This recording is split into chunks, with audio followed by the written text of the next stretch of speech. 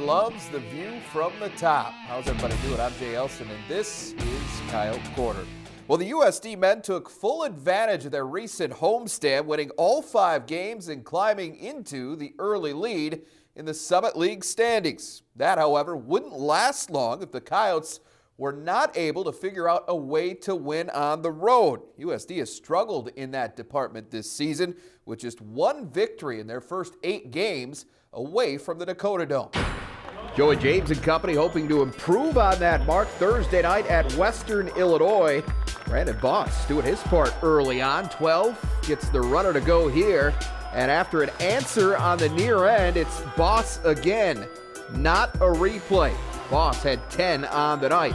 Later, Eric Robertson hits the baseline jumper to cap a 6-0 Coyote run, and it's tied at 12 just under 11 minutes in. Leathernecks answer with a run of their own. Newcomer of the year candidate Garrett Covington for 3 of his game-high 21 points. And on the ensuing Coyotes possession, Jordan Foster gets the swipe and the score. Western takes control with a 21-9 run to close the half. USD attempts to keep things manageable early in the second. A rare 3 for Flack cuts the deficit to 9. Thoseby adds the first of his 2 trays a few minutes down the road. He scored 10 off the bench, but by that point, the Leathernecks had already pulled away and everything was going in for them. Jabari Sandifer over Robertson. Western up 24 at that point. And South Dakota native Tate Stensgaard would add the exclamation point. He had 10 points in 15 minutes off the bench. Western Illinois shoots 62% from the floor, 70% from beyond the arc, and the Leathernecks deal the Coyotes their first Summit League loss, 79-61. And to make matters worse, the Coyotes lost Trey Norris to an ankle injury early in the second half.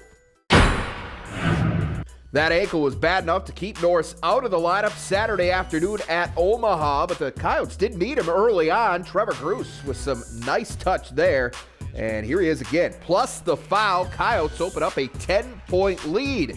So here come the Mavericks. Justin Simmons splits the D and scores.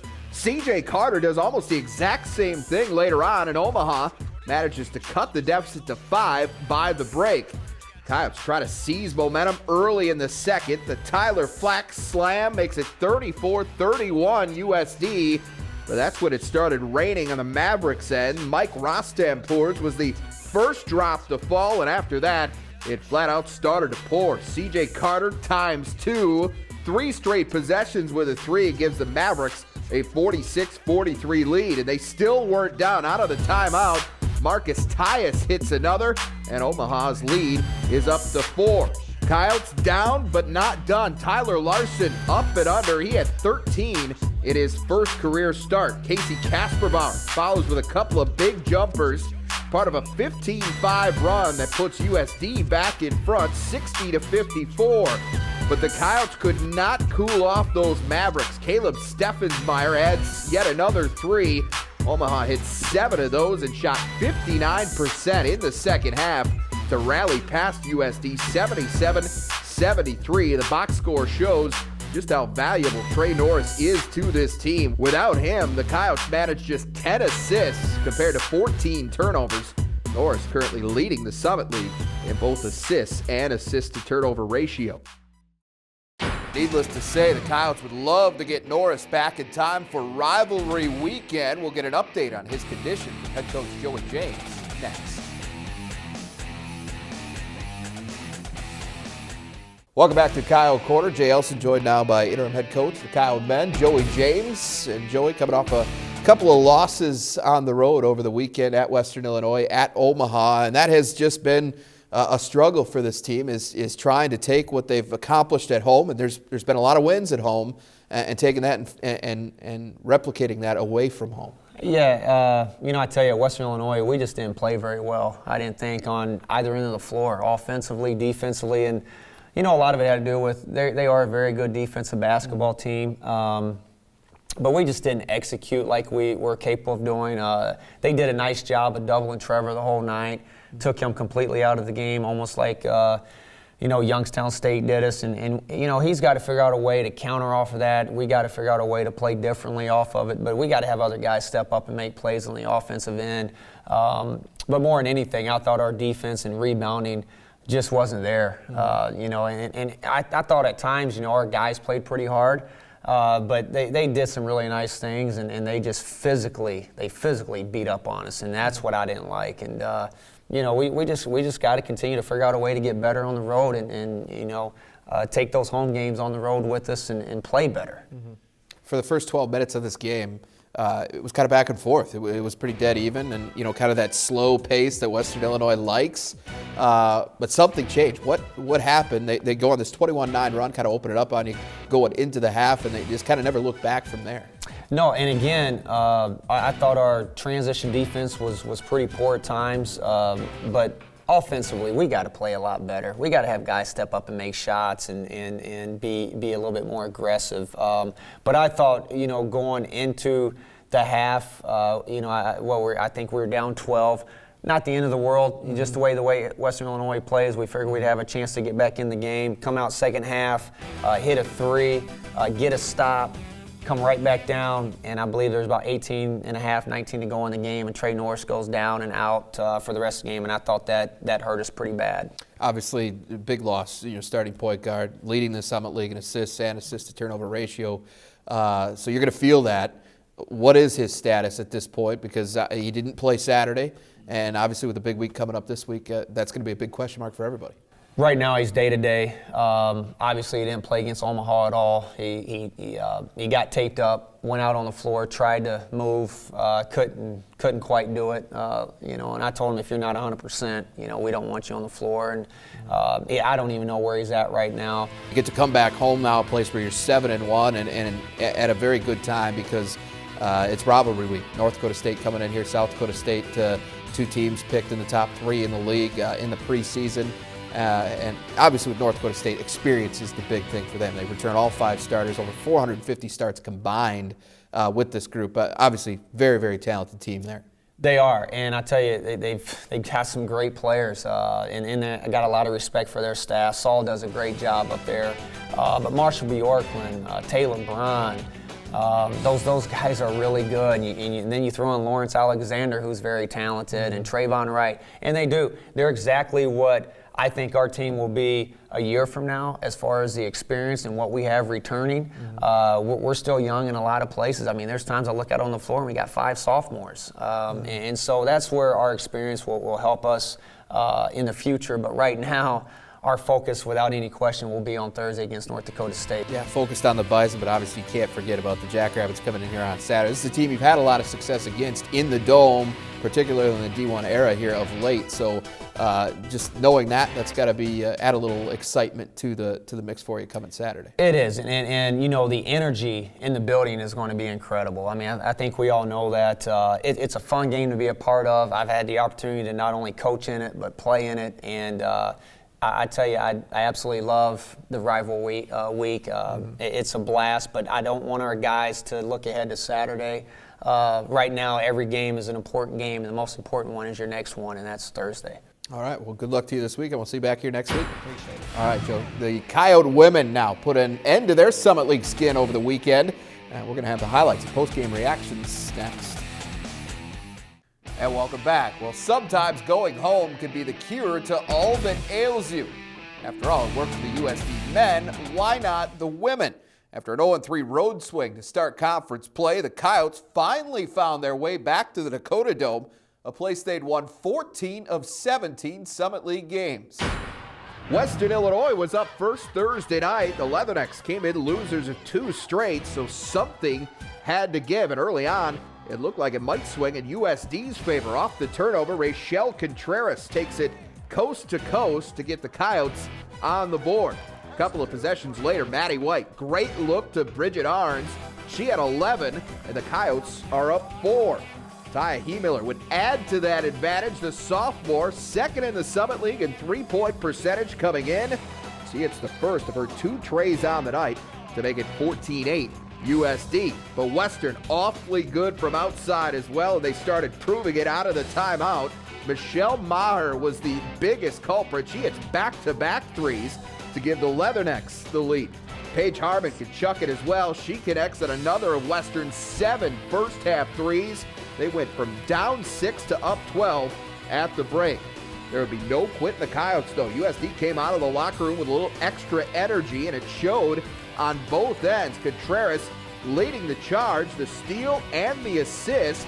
She had 6 of each, one helper to White, another to Taylor Olsen here as USD whittles the deficit down to 8.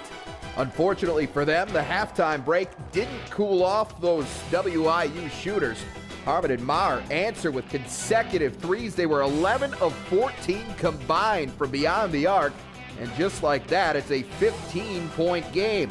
Coyotes would respond with a 13-2 run over the next few minutes, but it wasn't enough. Western Illinois hands them a 4th straight Summit League loss by a score of 81-71. And no doubt about it, shooting was the difference in this one. The Coyotes finished under 36% for the game compared to 49% for the Leathernecks. And as you just saw, they did a lot of that damage from outside. It's frustrating, but we can take a lot from this game. Western Illinois is a good team. They just lost 2 at home, so we knew they were coming in hungry. And we know how it is to lose at home. We're feeling it right now. So, I mean, we can take a lot, especially from the second half. We played really good defense. I mean, it was a battle, but it's just those little miscues, and good teams will take advantage of that. Like Coach said, this is a time when teams could crumble and, give up and kind of point fingers, but I think we're a team that can really stay together. I feel like we're all positive and, we're looking forward to the next game. That next game came Saturday afternoon against Omaha, and it was pretty clear that the Coyotes were ready to go in this one. Ask Erica House, the Mavericks' leading scorer, averaging just under 18 per game coming in. But that was one of just 2 field goals on the day for her. House's team scored the first 4 points of the afternoon, but USD took charge from there. Kelly Stewart to a wide-open Taya Heemiller for 3. And she would pay it forward the next time down. Sets up Lisa Loeffler for 3. Part of a 13-0 run for the Yotes. And that was the start of a huge first half for Loeffler. She had that mid-range jumper working and working well. The 15-footer is good. A little bit later, moves to the baseline. Same result. Loeffler scored 17, all of them in the first half. And the Yotes lead by 17. And they would add to that advantage before the half. Free ball for Polly Harrington this time. USD 4 for 7 from downtown in the opening half. And it was 42-16 at the break. Things got a little sloppy in the second half, but the outcome was never in doubt. Raeshel Contreras runs it end-to-end for 2 of her 10 points. And later, Heemiller inside for Margaret McLeod. She chipped in 9 points and 4 rebounds off the bench. USD picks up its first Summit League win in dominating fashion, 75-51 the final. And defense was the biggest bright spot of the day. After struggling in that department over the last couple of weeks, Coyotes held the Mavericks to 35% shooting, 1 of 10 beyond the arc, and also forced 23 turnovers. We kind of slowed down there in the second half, but we played a really great first half, and it just shows what our team is capable of, and we're just going to try to keep pushing forward so that we can play at that level every game. It shows that we can play good defense if we work hard and try. Like if we get down in a stance and do what we're supposed to, we can be a very good defensive team. The weekend split was certainly a step in the right direction for the USD women. We'll have more on that with head coach Amy Williams when we return on Kyle Quarter.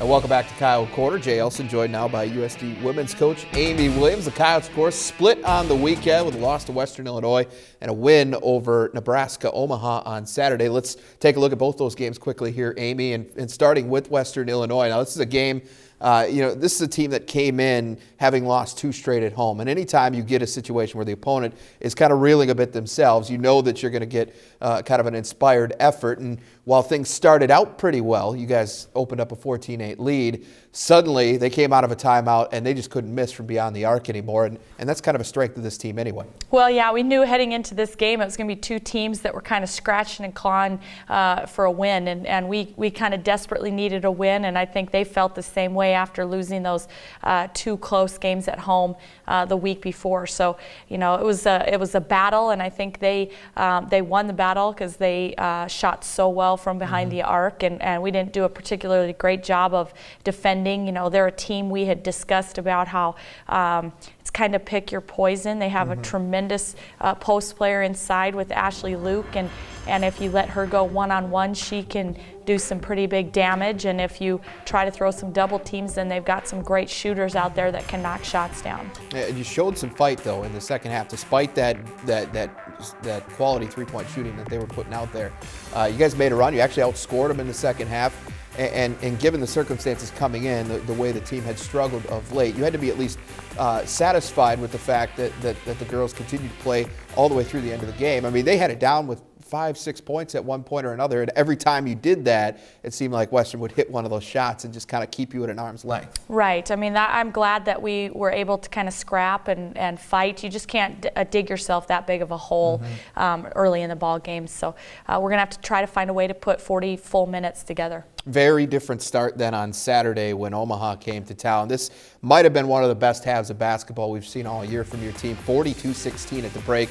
They couldn't hit much. You guys were hitting a lot of things, but the intensity definitely was there on the defensive end on Saturday in the first half. Yeah, I think we came out in that game and we were the aggressor, and we're very aggressive. I thought that defensively we committed to our game plan. We got lots of deflections and tips on the ball, and so it was a effective execution of our game plan in that first half, and it also didn't hurt that Lisa Loeffler had a great first half and really sparked us on the offensive end. Yeah, 17 points for her on the day. All of those came in the first half. Big contribution to that big halftime lead. Now, things in the second half I know you weren't as satisfied with. Ended up with 23 turnovers. Those are things you want to clean up going forward, I'm sure. Yeah, I mean, I think 15 turnovers in the second half. Just got a little sloppy, and we had a lot of players kind of running in and out of the game in that second half, but we've got to find a way to maintain and not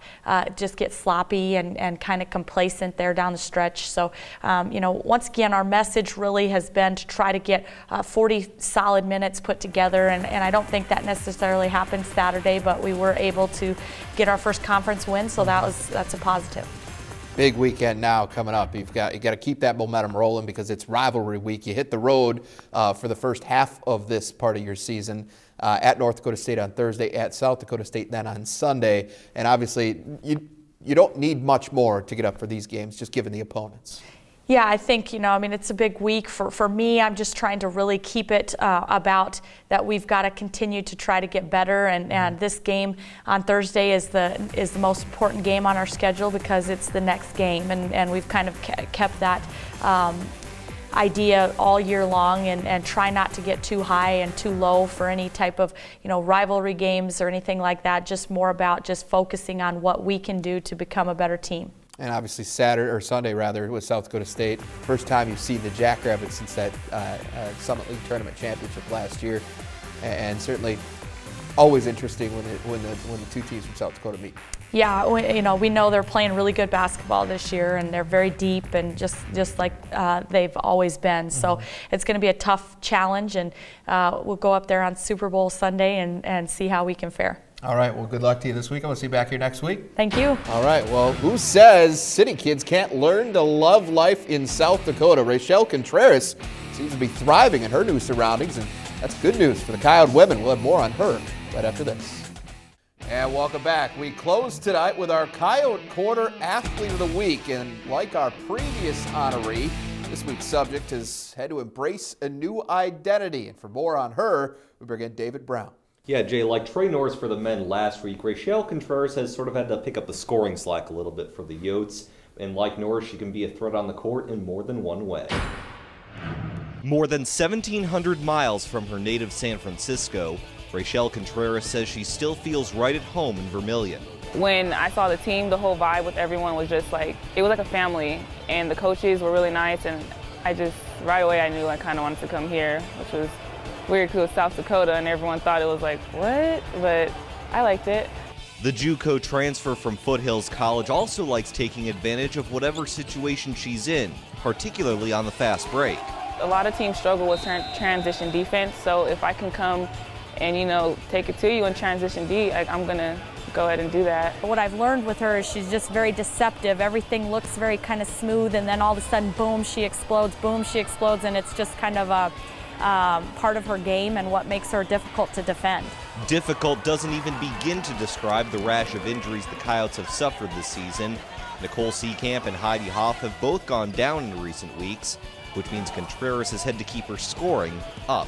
Once we slid her into that kind of off position, I think she's really found her home and found her niche and has provided good scoring threat for us in that spot. Part of that scoring can be attributed to Contreras' shooting, which is something she's been working on ever since she picked up a basketball. When I was learning how to shoot younger, my shooting coach told me, you have to have a quick release because you're going to be smaller than a lot of people. So I just feel like I really tried to work on my quick release just because I am small and, I have to get it off some way. So I don't know, it just goes off. And whether it's in transition or just letting it fly, Contreras' basketball philosophy is pretty simple. I kind of just take what's there and go with it. Now, Contreras started the season on the bench, but because of the injuries to girls like Seekamp and Hoff, she's had to move into the starting lineup. Now she averages a team best 12.6 points per game. Yeah, she has been a spark, to say the least. Well, as we mentioned earlier, it is rivalry week for Contreras and the Coyotes. Games against North Dakota State on Thursday and South Dakota State on Saturday.